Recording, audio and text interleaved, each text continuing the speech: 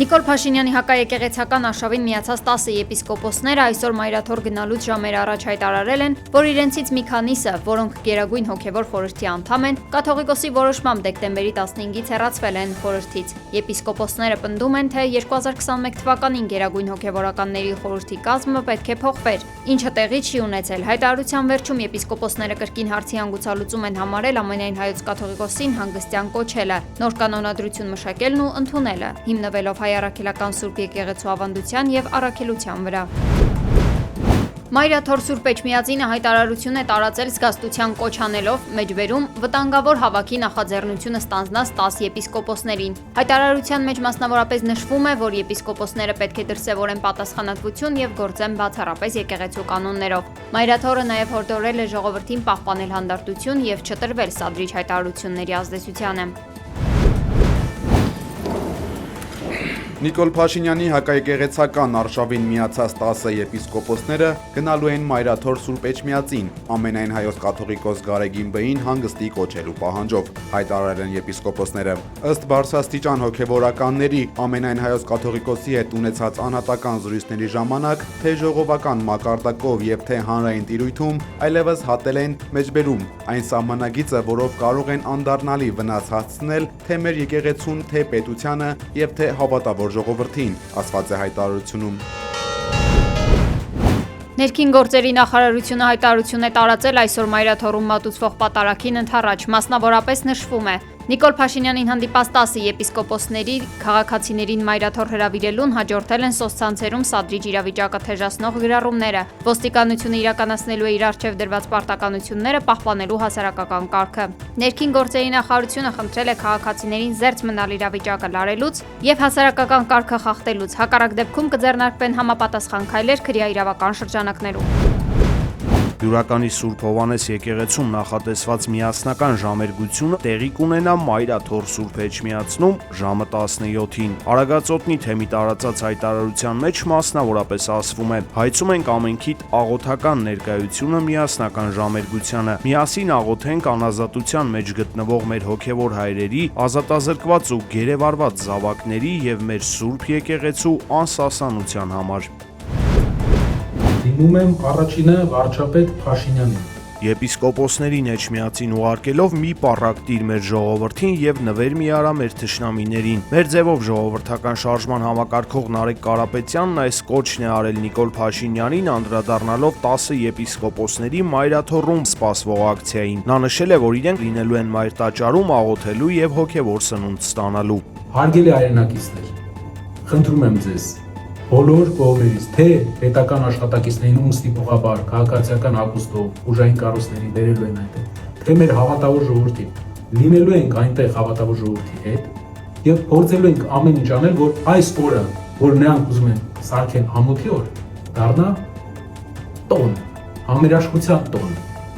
Մենք պետք է իրար հետ դա անենք, չնայած որ մարդիկ օգտագործելով եպիսկոպոսների թուլությունը այդ մարդկանց օգտագործում են որպես պարակտիչ գործող մեր եկեղեցում։ Ըստ ադրբեջանական պետական ապագործակալության այսօր Ադրբեջանից Հայաստան կուղարկվի նավթամթերքի առաջին խմբականակը AI-95 բենզինի 22 վագոն։ Բենզինը կվաճառվի միջազգային շուկայի գներին համապատասխան։ Ադրբեջանական նավթամթերքի արտահանման մասին պայմանավորվածությունը ձեռք է բերվել նոյեմբերի 28-ին Գաբալա քաղաքում փոխվարչապետներ Մհեր Գրիգորյանի եւ Շահին Մուստաֆաևի հանդիպման ժամանակ։ Արցախի նախկին նախագահ Սամվել Շահրամանյանը քննչական կոմիտեի զինվորական քննչական գլխավոր վարչությունում է, նրան կրկին հարցաքննում են, հայտնել է փաստաբան Ռոման Երիցյանը։ Նրա պարզաբանմամբ Շահրամանյանին հարցաքննության են կանչել Արցախյան 44-օրյա պատերազմի քրեական վարույթով։ Սամվել Շահրամանյանը վերոնշյալ գործով անցնում է որպես վկա։ Քիչ առաջ հայտնի դարձավ, որ Սամվել Շահրամանյանը լրագրողների հետ զրույցում ասել է. «Վտանգ չեմ տեսնում ինձ մեղադրանք առաջադրելու եւ հնարավոր կալանքի վերաբերյալ»։ Նա մասնավորապես նշել է մեջբերում հարցաքննությունը հիմնականում կապված էր 2023 թվականին տեղի ունեցած իրադարձությունների, ռազմական գործողությունների եւ դրա հետևանքների հետ, թե ինչ հարցեր են բարձրացվել, նախաքննական գաղտնիք է։ Ինձ այսօր հարցաքննել են վկայի կարգավիճակով։ Արցախի նախկին նախագահը վստահեցրեց, իրեն ուղղված բոլոր հարցադրումներին պատասխանել է, ինչպես եւ մյուս բոլոր 12 հարցաքննությունների ժամանակ։ Եթե կանխիկով կտակ փողը ուրիշ գին է, եթե քարտով կվճարեք ուրիշ գին։ Նիկոլ Փաշինյանը բարկացել է կառավարության նիստի ընթացքում, պատմել, թե իր աշխատակազմից գնացել են խանութից առևտուր անելու։ Նրանց ասել են, որ կանխիկով առևտրի դեպքում մի գին է, անկախիկի դեպքում մեկ այլ գին։ Փաշինյանը հունից դուրս է եկել եւ կարգադրել փակել տվյալ խանութը։ Փակեք այդ խանութը։ Փակեք այդ խանութը։ Ձևը գտեք, փակեք այդ խանութը։ Ստուգելու եմ, չգիտեմ, ասածս ինչքան բա, փակեք այդ խանութը։ Այդ խանութում առևտուր պետքա չլինի։ Իմ վրա եմ վերցնում անձնական պատասխանատվությունը ու ամեն օր կողքով անցնելու եմ։ Միջև անձնական թույլտվությունս չլինի, այդ խանութը պետք է չբացվի։ Ազգային ժողովի նախագահ Ալեն Սիմոնյանը հանդիպել է ՆԱՏՕ-ի գլխավոր քարտուղարի տեղակալ Ռադմիլա Շեկերինսկայի հետ։ Զրուցակիցների քննարկումների առանցքում են եղել Հայաստանի եւ Ադրբեջանի միջև հաստատված խաղաղությանը վերաբերող հարցերը, տարածաշրջանային զարգացումներին առնչվող ու երկկողմ հետաքրքրություն ներկայացնող թեմաներ։ Անդրադարձ է եղել համատեղ իրականացվող ծրագրերի ընթացքին։ ԱՄՆ ներկայացուցիչների պալատը մերժել է Վենեսուելայի կամ նրա տարածքում ռազմական գործողություններն արգելող բանաձևը։ Վենեսուելան ՄԱԿ-ի անվտանգության խորհրդի արտակարգ նիստ է խնդրել ԱՄՆ-ի սպառնալիքների պատճառով։ Կարակասը հրամայել է ուղեկցել երկրից նավթ տեղափոխող նավերը։ Միևնույն ժամանակ ԱՄՆ-ն եւս մեկ հարված է հասցրել Խաղաղ օվկիանոսի արևելքում գտնվող նավին որպես թմրամիջոցների դեմ պայքարի գործողության մաս, հայտնել է հարավային հրամանատարությունը։ Իսկ Սպիտակ տանը ԱՄՆ նախագահ Դոնալդ Թրամփը ազգին ուղղված իր ուղերձում չի խոսել Վենեսուելայի եւ սպասելիք քայլերի մասին։ Նա շնորհավորել է ամերիկացիներին նոր տարվա եւ Սուրբ Ծննդյան կապակցությամբ, ասելով, որ իրենք հարգում են բոլորին։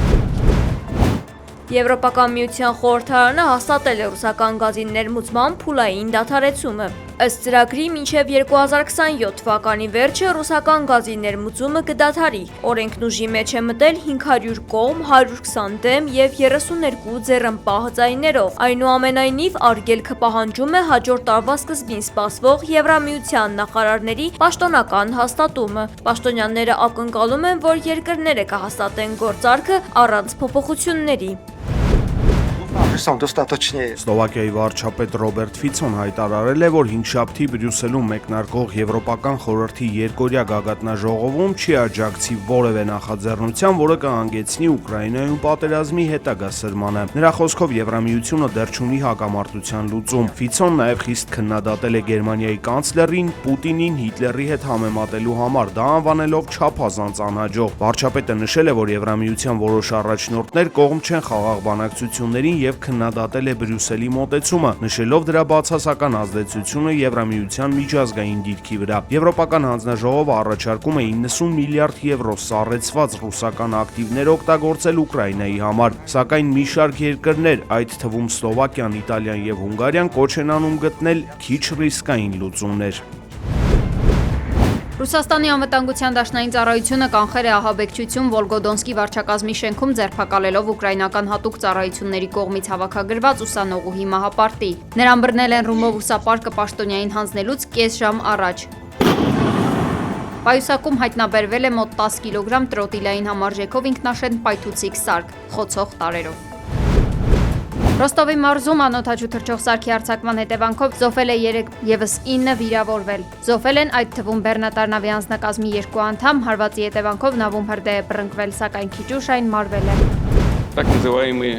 Ռուսաստանի նախագահ Վլադիմիր Պուտինը հայտարարել է, որ ոչ մեկին չեն զրկում անվտանգության իրավունքից, բայց կկատարեն իրենց խոստումները, այդ թվում ՆԱՏՕ-ի չընդլայնումը։ Ոչ թե Ռուսաստանը սկսեց պատերազմը Ուկրաինայում, այլ Արևմուտքը։ ԱՄՆ նախորդ վարչակազմը դիտավորյալ իրավիճակը հասցրեց պատերազմի։ Վաշինգտոնը եւ Եվրոպան վստահ էին, որ կարճ ժամանակահատվածում կոչնչացնեն Ռուսաստանը, ասել է Պուտինը եւ նշել, որ երկիրը պատրաստ է բանակցել եւ լուծել բոլոր հարցերը խաղաղ ճանապարհով։ Ռուս առաջնորդը հայտարարել է, որ Մոսկվան անկասկած կհասնի իր նպատակներին Ուկրաինայում, այդ թվում ռազմական ուժով գրավելով այն տարածքները, որոնք Վլադիմիր Պուտինը ռուսական է համարում։ стратегически важных направлений.